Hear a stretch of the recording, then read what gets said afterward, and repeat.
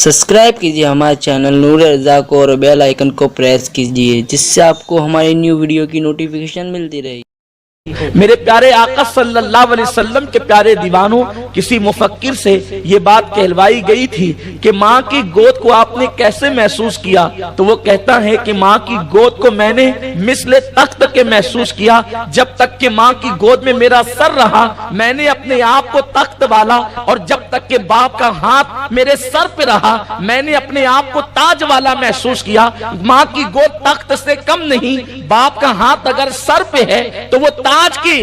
से कम नहीं। इसीलिए किसी बहुत बड़े शायर ने ये बात कही थी कि माँ की गोद और बाप की गोद और माँ का आंचल, हम भी कभी तख्त ताज वाले थे। यानी जब तक इंसान के सर पर बाप का साया और माँ की गोद मयस्सर रहे तो इंसान को गोया कि वो चीज तख्त ताज का मजा देती है। गोया कि फुटपाथ पर जिंदगी गुजारने वाला एक शख्स अगर उसके पास माँ की गोद मौजूद है और बाप का साया सर पर मौजूद है तो वो तख्त वाला भी है और ताज वाला भी है। मेरे प्यारे आका सल्लल्लाहु अलैहि वसल्लम के प्यारे दीवानों, बात इतनी है, किसी बहुत बड़े मुफक्किर ने ये बात कही है, अगर कोई तुमसे प्यार करे तो तुम उस प्यार की कदर करो, वरना अल्लाह तुम पर एक दिन ऐसा लाएगा कि तुम प्यार को तरस जाओगे। मेरे प्यारे आका सल्लल्लाहु अलैहि वसल्लम के प्यारे दीवानों, दुनिया में दोस्त भी प्यार करते हैं, दुनिया में उस्ताद भी प्यार करता है, दुनिया में बीवी भी प्यार करता है, दुनिया में औलाद भी प्यार करती है, दुनिया के अंदर बहुत सारे मोहब्बत करने वाले मिलते हैं, मगर याद रखें अगर सबसे ज्यादा किसी के प्यार में इखलास है और खालिस किसी का प्यार है तो वो माँ बाप के सिवा किसी का प्यार नहीं है। इसलिए कि हर एक की मोहब्बत के पीछे कोई ना कोई मफाद वाबस्ता है, कोई ना कोई मकसद वाबस्ता है। एक माँ बाप की मोहब्बत है जो इंतहाई बेलोश हुआ करती है, उसमें कोई रियाकारी नहीं, उसमें कोई दिखावा नहीं, उसमें कोई बनावट नहीं। मेरे प्यारे आका सल्लल्लाहु अलैहि वसल्लम के प्यारे दीवानों, याद रखें आज उसी मोहब्बत की नाकदरी हो रही है। जब कोई नौजवान जवानी की दहलीज में कदम रखता है तो जवानी की दहलीज में कदम रखने के बाद वो माँ बाप की नाकदरी शुरू कर देता है, वो माँ बाप को घूरना शुरू कर देता है। अल्लाह अकबर। मेरे प्यारे आका सल्लल्लाहु अलैहि वसल्लम के प्यारे दीवानों, फरमाया गया कि जिसने एक मर्तबा अपने माँ बाप को तेज निगाह से देखा या घूर करके देखा, कयामत के दिन उसके दफ्तर से नेकियां खत्म कर दी जाएगी, उसकी नेकियों को ज़ाय कर दिया जाएगा। इस मजमे के हवाले से मैं बदगुमान तो नहीं, मेरा हुस्न ज़न कहता है कि शायद यहाँ कोई बेटा या बेटी ऐसी नहीं होगी जिसने अपने माँ बाप को तेज नजरों से देखा होगा। ये हुस्न ज़न मेरा कहता है, लेकिन हो सकता है किसी ऐसे के कान तक ये बात अल्लाह पहुंचा दे जिसने अपने माँ बाप को तेज निगाहों से घूर करके देखा, और घूर कर देखने की बुनियाद पर अल्लाह ने उसकी नेकियों को ज़ाय कर दिया। मेरे आका मुस्तफा करीम रऊफुर रहीम सल्लल्लाहु अलैहि वसल्लम फरमाते हैं,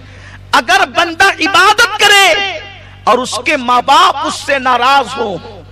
और वो अपने माँ बाप पे जुल्म करता हो, अल्लाह ऐसे बंदे की इबादत को कबूल नहीं करता, न उसकी दुआ कबूल होती है, न उसके सजदे कबूल होते हैं। कितने वो लोग हैं जो तिलावत कुरान पाबंदी से करते हैं, कितने वो लोग हैं जो तहज्जुद का एहतमाम करते हैं, कितने वो लोग हैं जो अल्लाह तबारक व तआला की अजान को सुनने के बाद मस्जिदों की तरफ कशा दौड़ते हैं। घर से निकलने से पहले वो कभी माँ का मुंह भी देखते हैं, वालिद का चेहरा भी देखते हैं कि मेरे माँ बाप उससे राजी है कि नाराज है।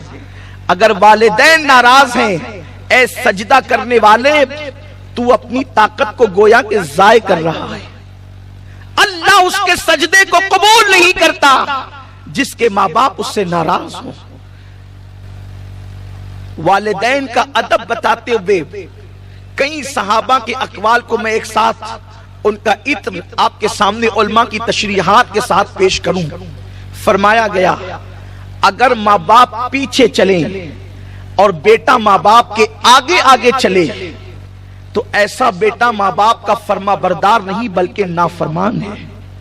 माँ बाप के आगे आगे चलना बेअदबी है, मगर रात के वक्त या खतरे के वक्त جبکہ راستے کے اندر کوئی اتار چڑھاؤ ہو یا راستے میں کانٹا ہو یا راستے میں خطرہ ہو، اس لیے ماں باپ کے آگے چل رہا ہے کہ اس راستے کو صاف کرے یا ماں باپ کو خطرے سے بچائے، اسی وقت آگے چلنے کی اجازت ہے، ورنہ ماں باپ کے آگے چلنے والے کے متعلق فرمایا گیا جو ماں باپ کے آگے چلتا ہے اس کا نام ماں باپ کے نافرمانوں میں لکھ دیا جاتا ہے۔ میں آپ سے پوچھنا چاہتا ہوں میرے پیارے آقا صلی اللہ علیہ وسلم کے پیارے دیوانوں، آج ہم نے چند چیزوں پر اتنی توجہ دی، آج ہم نے ان چند چیزوں پر اتنا زور دیا، یہ ساری چیزیں گویا کہ ہماری نئی نسل بھول چکی ہے، ہماری قوم کے جوان بھول چکے ہیں۔ مجھے بتاؤ، جب ماں باپ کے آگے چلنے کی اجازت نہیں دی گئی تو وہ نوجوان جو ہر بات میں اپنی رائے کو ماں باپ کے آگے رکھتے ہیں، ہر معاملے میں اپنی رائے کو ماں باپ کے سامنے فوقیت دیتے ہیں، ان کی گفتگو کو نہیں مانتے، ان کی باتوں کو نظر انداز کرتے ہیں، یہاں تک کہ ابن عباس فرماتے ہیں اگر نفل حج کے لیے ماں باپ منع کر دے تو اولاد کے لیے جائز نہیں ہے کہ وہ نفل حج کرے، اور ماں باپ کو یہ حق ہے کہ وہ اپنی اولاد کو نفل عبادت سے روک سکے۔ حضرت سیدنا عبداللہ ابن مبارک رضی اللہ تعالیٰ عنہ فرماتے ہیں رات کے تھوڑے سے وقت میں اپنے ماں باپ کے پیروں کو دبانا پوری رات نفل پڑھنے سے زیادہ اجر کا مستحق بنا دیتی۔ مذہب اسلام صرف تسبیح و تحلیل کا مذہب نہیں، مذہب اسلام صرف رکوع و سجود کا مذہب نہیں۔ میں تم سے پوچھنا چاہتا ہوں مسجدوں میں سجدے کرنے والوں، اللہ کے رسول صلی اللہ علیہ وسلم نے ایک مرتبہ اپنے صحابہ سے کہا تھا اے میرے صحابہ، اگر میری ماں آمنہ اس وقت حیات ہوتی ظاہری زندگی میں اور وہ مجھے آواز دے کر پکارتی اور میں تمہیں نماز پڑھا رہا ہوتا تو کیا ہوتا؟ یہ کہتے ہوئے میرے آقا کی آنکھوں میں آنسو آ گئے۔ جن کے ماں باپ دنیا میں ہیں انہیں احساس نہیں کہ کتنی عظیم نعمتوں کے ساتھ ہم زندگی گزار رہے ہیں۔ کسی کہنے والے نے کہا ہے کہ نعمت ختم ہونے کے بعد اس کی قدر کا انسان کو احساس ہوتا ہے۔ یہ چہرے جن پہ تم جھریاں دیکھتے ہو یہ معمولی چہرے نہیں ہیں۔ ماں باپ کے چہرے جن پہ بڑھاپے کی وجہ سے جھریاں پڑ گئی، اگرچہ وہ دیکھنے میں زیادہ حسین معلوم نہ ہو، لیکن ان چہروں کے اندر وہ محبتوں کے اتار چڑھاؤ اور نشیب و فراز موجود ہے کہ نبیوں کے تاجدار نے اپنے زبان ما اوحا سے ارشاد فرمایا جس نے ایک مرتبہ اپنی ماں کے چہرے کو محبت کے ساتھ دیکھا اللہ اسے ایک مقبول حج کا ثواب عطا فرماتا ہے۔ ماں باپ کو گھر سے نکالنے والے، اپنی پسند کی شادی کے نام پر ماں باپ کا دل دکھانے والے، اپنے ماں باپ کو رلانے والے، ماں باپ کے اخراجات مانگنے پر ان کو ڈانٹنے والے، ذرا غور تو کرے قاسم نعمت مالک جنت مالک کل مصطفیٰ جان رحمت کہتے ہیں کہ کاش میری امی حضرت آمنہ اس وقت حیات ہوتی اور میں تمہیں عشاء کی نماز پڑھا رہا ہوتا اور میری ماں مجھے بلاتی اے محمد ادھر آؤ تو میں کیا کرتا؟ صحابہ نے عرض کی آقا ہمارے ماں باپ آپ پہ قربان، آپ کیا کرتے؟ سرکار فرماتے میں نماز کو چھوڑ دیتا اور لبیک کہتے ہوئے اپنی ماں کی بارگاہ میں پہنچ جاتا۔ اللہ کے حبیب صلی اللہ علیہ وسلم اپنی امت کو ماں باپ کی اہمیت کا احساس دلا رہے ہیں۔ میرے پیارے آقا صلی اللہ علیہ وسلم کے پیارے دیوانوں، اللہ کے حبیب صلی اللہ علیہ وسلم نے فرمایا ماں باپ کی بے ادبی وہی کرتا ہے جن کے دل اللہ سخت کر دیتا ہے۔ جن کے دلوں میں سختی ہے انہی کے دلوں کے اندر ماں باپ کا ادب نہیں، ورنہ انسان ماں باپ کا ادب کرتا ہے۔ امام اہل سنت رضی اللہ تعالی عنہ والدین کے حقوق بیان کرتے ہوئے ارشاد فرماتے ہیں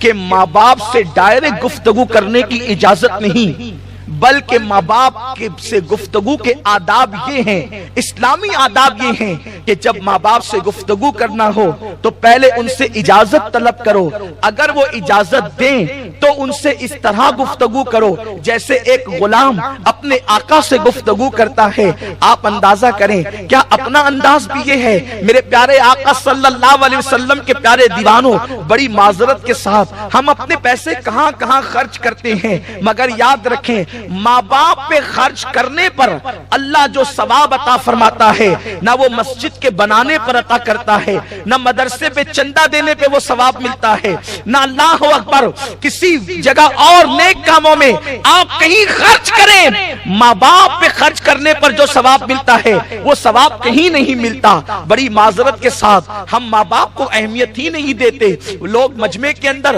اگر مسجد اور مدرسے کا چندہ ہو رہا ہو اور وہاں پر 5,000 10,000 1 لاکھ لکھا دیتے ہیں، حالانکہ وہ گھر سے اس حالت میں آتے ہیں کہ ماں نے کہا کہ بیٹا مجھے دواخانہ جانا ہے، کچھ روپیے دے دو تاکہ ڈاکٹر کی فیس ادا کر دوں، تو وہ ماں کو یہ کہہ کے آتا ہے بڑھاپے میں تمہیں کتنے پیسے لگتے ہیں، کیا میں سب تمہیں پہ خرچ کر دوں؟ میرے پیارے آقا صلی اللہ علیہ وسلم کے پیارے دیوانوں، آپ کو بتاؤں کون اس وقت خوش نہیں رہنا چاہتا؟ خوش رہنے کے لیے آج لوگ ناولیں پڑھ رہے ہیں، خوش رہنے کے لیے لوگ الگ الگ انداز سے ٹپس دیکھتے ہیں کہ کون سا طریقہ خوش رہنے کا ہے۔ میرے پیارے آقا صلی اللہ علیہ وسلم کے پیارے دیوانوں، میرے آقا غیب داں نبی صلی اللہ علیہ وسلم فرماتے ہیں اگر ہمیشہ خوش رہنا چاہتے ہو اور لمبی عمر چاہتے ہو، اگر یہ دو چیزیں نعمت پانا چاہتے ہو، اللہ تمہاری عمر کو لمبی کرے اور تمہیں زندگی میں ہمیشہ خوش رکھے، تو تم اپنے ماں باپ پہ خرچ کیا کرو۔ جو ماں باپ پہ خرچ کرتا ہے اللہ اسے دنیا اور آخرت کے غموں سے نجات عطا کرتا ہے اور اس کی عمر کو اللہ طویل فرما دیتا ہے۔